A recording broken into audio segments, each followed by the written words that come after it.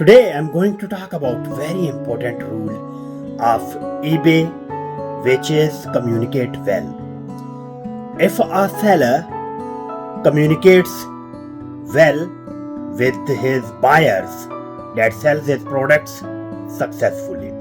Let's suppose you are selling a product on eBay and your buyer talks to you, your buyer sends you message, you must respond him quickly.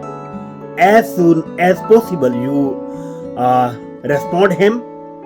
That quickly response would be appreciated by eBay as well as your buyer.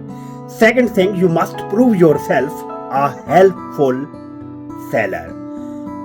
If you are rude with your buyer will definitely give you negative feedback, and negative feedback will lead you towards defaults.